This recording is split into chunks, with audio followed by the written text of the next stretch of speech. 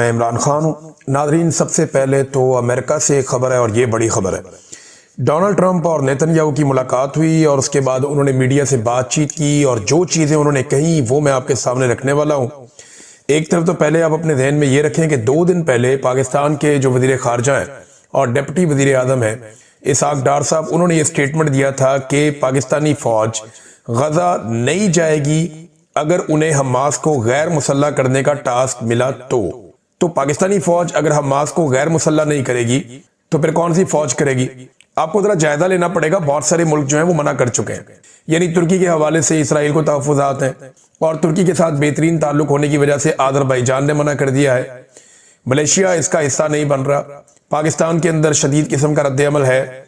Indonesia जो है वो अपनी फौज भेजने का दावा कर चुका है और वादा भी कर चुका है। वो ये कहते हैं कि वो अपनी फौज भेजेंगे, लेकिन जितने भी अरब ममालिक हैं, चाहे उसमें कुवैत है, उसके अंदर जो यमन है, यमन तो बिल्कुल नहीं जा रहा, ईरान भी नहीं जा रहा, इराक भी नहीं जा रहा, शाम भी नहीं जा रहा, मिस्र भी शायद इसमें नहीं जा रहा। उनके साथ तो पहले ही लड़ाई चल रही है इसराइल का, उनका गोलान हाइट्स का एक अलग से प्रॉब्लम है। फिर सऊदी अरेबिया, यूएई और कतर, ये ममालिक भी अपनी फौज नहीं भेज रहे, जबकि ओमान भी अपनी फौज नहीं भेज रहा। तो ये फिर बाकी मुल्क कौन से बच जाते हैं जो अपनी फौज भेजेंगे? तो पाकिस्तान ने क्योंकि खुद से ऑफर किया हुआ है और अमेरिका की जानिब से पाकिस्तान का शुक्रिया अदा किया गया कि पाकिस्तान ने ऑफर किया है कि हम अपनी फौज गजा में भेजेंगे उस कार्रवाई के लिए जो कार्रवाई अमेरिका चाहता है। जो एक करारदाद है उसमें वोट देकर पाकिस्तान अपने अज़म का इजहार कर चुका है कि हमास को गैर मुसल्ला किया जाएगा और एक स्टेबलाइजेशन फोर्स वहां पे भेजी जाएगी गजा में। अब पाकिस्तान उसका हिस्सा बनता है और हमास को गैर मुसल्ला नहीं किया जाता, तो ये क्या कहानी हुई? ये तो फिर तो सारा मामला ही गोल हो गया। अब इसहाक डार कहते हैं कि पाकिस्तानी फौज गैर मुसल्ला करने नहीं जाएगी। डोनाल्ड ट्रंप क्या कहता है, जरा वो सुने। डोनाल्ड ट्रंप की मुलाकात होती है नेतन्याहू से और एक तो ये है कि नेतन्याहू ईरान के ऊपर अब अटैक कर सकता है दोबारा से, यानी खित्ते में एक नई जंग शुरू हो सकती है और इस मरतबा जो नेतन्याहू का अटैक होगा वो बैलिस्टिक मिसाइल प्रोग्राम के ऊपर अटैक करेगा। जब एक सवाल पूछा गया डोनाल्ड ट्रंप से कि क्या आप ईरान के ऊपर हमला करने की इसराइल को इजाजत देते हैं, तो डोनाल्ड ट्रंप ने कहा जी बिल्कुल, बैलिस्टिक मिसाइलों के लिए हम हाँ कहते हैं कि उनके ऊपर अगर ईरान पे अटैक करता है, ईरान की बैलिस्टिक मिसाइल्स की जो टेक्नोलॉजी है उस पर अगर अटैक करता है इसराइल, तो ठीक है, हम हाँ कहते हैं। और अगर वो एटमी हथियारों के लिए अटैक करता है तो फिर तो हम कहते हैं कि फौरी तौर पे, यानी फास्ट, जल्दी आप इसको करें, हम ये कहते हैं। दूसरी जानब जो है वो इसराइली जो नेतन्याहू हैं, उन्होंने कहा मैं ये बात बार बार दोहराऊंगा और इसराइल बहुत खुशकिस्मत है, इसराइल को व्हाइट हाउस में कभी भी डोनाल्ड ट्रंप जैसा कोई दोस्त मुयस्सर नहीं आया। मैं फिर आपको बता दूं कि इसराइल ने कहा कि व्हाइट हाउस में कभी भी डोनाल्ड ट्रंप जैसा कोई ऐसा बंदा नहीं आया जो इसराइल का इससे बढ़ के दोस्त हो, और ये बात मैं बार बार कहूंगा, कभी ऐसा नहीं हुआ। हमें बेहतरीन दोस्त मुयस्सर है और इस हवाले से हम खुशकिस्मत है। और इसराइल जो अपना एक अवार्ड है जो सिर्फ वो इसराइल के अंदर ही देता है, उन्होंने कहा जी वो अवार्ड अब हम डोनाल्ड ट्रंप को भी देंगे। डोनाल्ड ट्रंप बहुत खुश था। डोनाल्ड ट्रंप ने इस मौके पे कुछ बातचीत की है और कुछ अहम चीजें हैं जो मैं आपके सामने रखता हूं। अब इसमें एक तो आप ये ध्यान में रखें कि डोनाल्ड ट्रंप ने कहा, और ये बात उन्होंने की हमास के हवाले से और इसराइल के हवाले से, उन्होंने कहा जी इसराइल जो है वो 100% अमल दरामद कर रहा है जंगबंदी के मुआहदे पर। हालांकि सारी दुनिया ये जानती है कि बेशुमार कत्लेआम उसके बाद से लेकर अब तक हो चुका है जब से जंगबंदी हुई है, और जो कत्लेआम हुआ है वो इसराइल के ऊपर ही बार बार इल्जामात लगते हैं। आलमी इदारे भी कहते हैं और आलमी सतह पे हुकूमतें भी यही कहती हैं और इसराइल की मजम्मत भी की जाती है, लेकिन डोनाल्ड ट्रंप कह रहे हैं कि इसराइल ने 100% अमल दरामद किया है अमन मुआहदे के ऊपर। फिर वो बार बार ये भी कह रहे हैं कि इसराइल जो है वो ठीक है, हमास जो है वो खिलाफ वर्जी करता है, हमास के बारे में डोनाल्ड ट्रंप की राय ठीक नहीं है। फिर डोनाल्ड ट्रंप ने एक और बात की हमास के हवाले से, उन्होंने कहा जी हमास को फौरी तौर पे गैर मुसल्ला होना पड़ेगा और हमास को इसके लिए बहुत कम वक्त दिया जाएगा। अगर हमास फौरी तौर पे गैर मुसल्ला हो जाता है तो ठीक है, और अगर हमास हथियार नहीं डालता। अच्छा, ट्रंप ने यह दावा भी किया कि हमास ने खुद इस बात पे एग्री किया था या इत्तफाक किया था कि वो हथियार डाल देगा, जबकि हमास के जो लोग हैं वो बार बार इंटरनेशनल मीडिया को ये बता चुके हैं कि हमने कभी भी गैर मुसल्ला होने का नहीं कहा, क्योंकि यहाँ पे इसराइल का कब्जा है तो हमारी मुजामत कब्जे के खिलाफ है, तो हम हथियार डाल नहीं सकते। अगर एक फलस्तीनी रियासत बन जाए और वो इंतजाम संभाल ले तो उस रियासत के सामने हम हथियार डाल सकते हैं, अदरवाइज हम किसी और के सामने हथियार क्यों डालेंगे। हमास बार बार ये कहता रहा। अब एक मरतबा फिर डोनाल्ड ट्रंप ने इस पे बड़ा खबरदार किया और उन्होंने ये कहा कि हमारे पास 59 यानी 59 ऐसे मुमालिक हैं जो गजा में जाकर हमास को खत्म करने पर तैयार है। यानी अगर हमास खुद से गैर मुसल्लह नहीं होता तो ये मुमालिक जाएंगे और जाकर हमास को खत्म करेंगे और इसका कला कमा कर देंगे और इसराइल को खुद कुछ भी नहीं करना पड़ेगा। ये भी डोनाल्ड ट्रंप ने कहा। उसने कहा हम ऐसा नहीं चाहते लेकिन ये करना पड़ जाएगा अगर हमास अपने आप को गैर मुसल्लह खुद से नहीं करता। तो ये जो 59 मुमालिक हैं, क्या इन मुमालिक के कौन से नाम हैं? देखें, यूरोप के जो मुमालिक हैं वो हमास को एक दहशतगर्द तंजीम तो समझते हैं।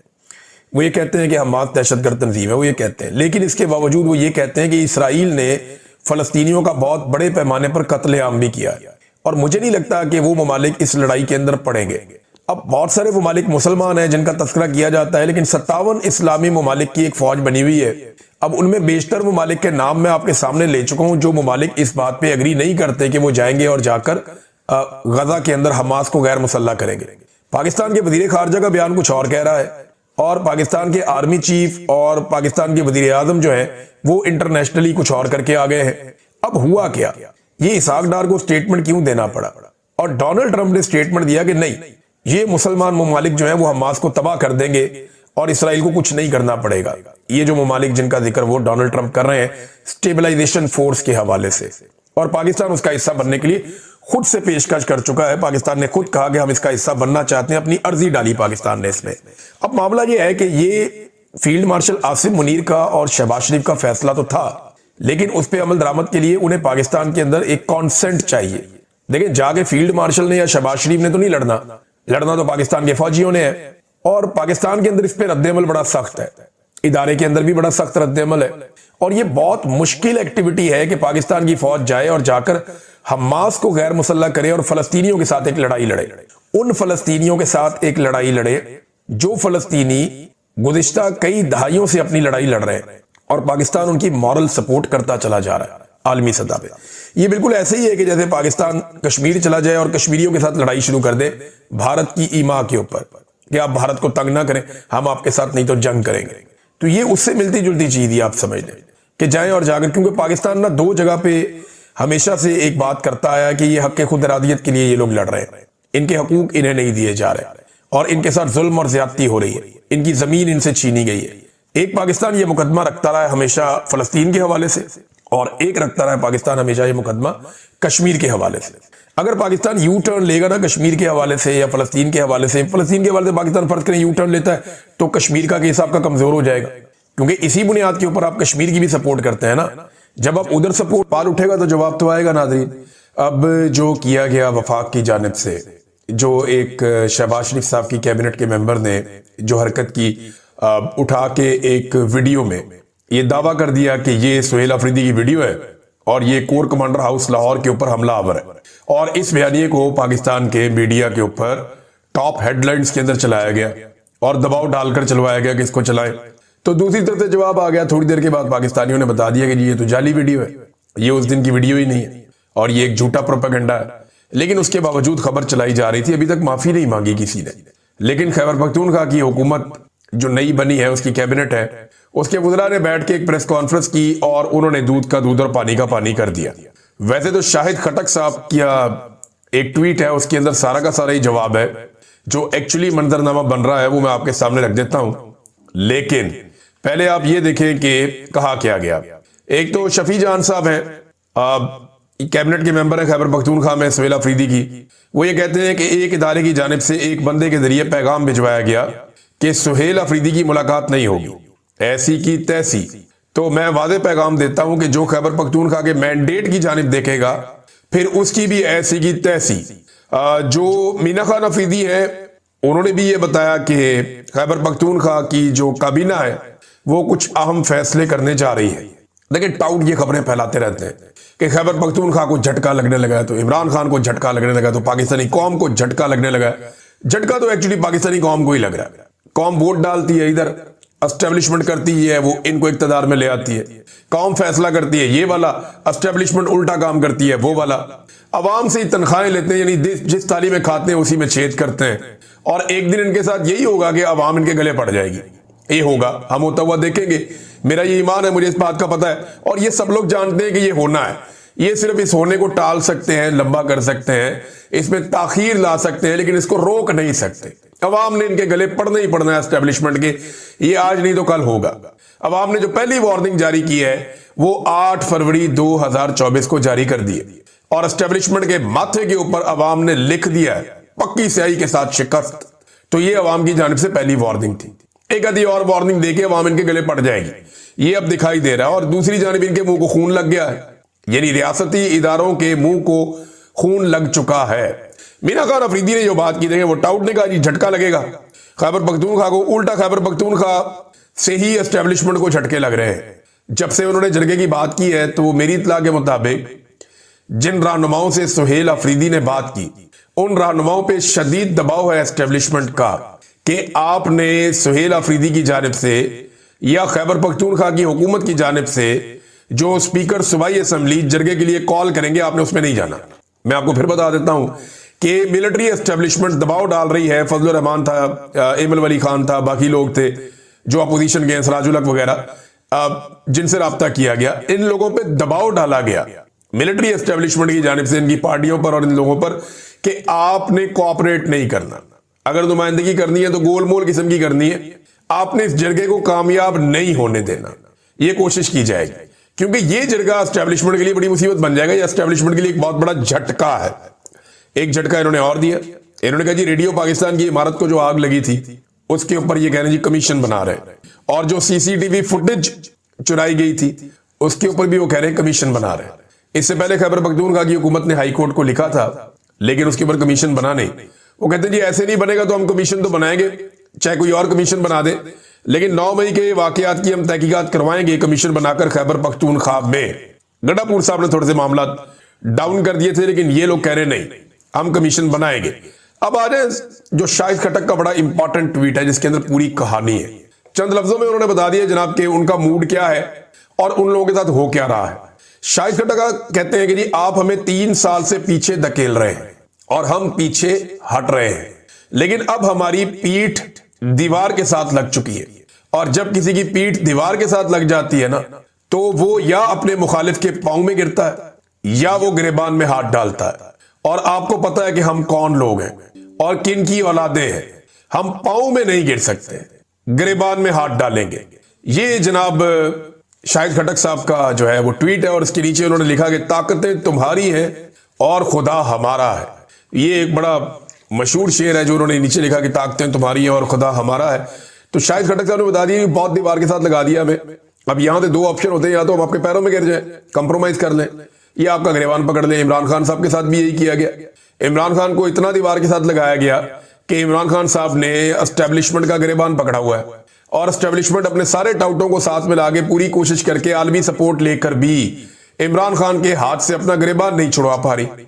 और पाकिस्तानी अवाम ने भी एस्टेब्लिशमेंट को दबोचा हुआ है। अब कभी वो आईनी तरमीम करते हैं, कभी वो कुछ और करते हैं, कभी खून बहा देते हैं, लोगों का कत्लेआम करते हैं, चादर और चारदीवारी का तकद्दुस पामाल करते हैं, लीडर को जेल में डालकर 2.25 साल तक ना उसकी तस्वीर बाहर आने दी, ना उसकी वीडियो ना ऑडियो बाहर आने दी।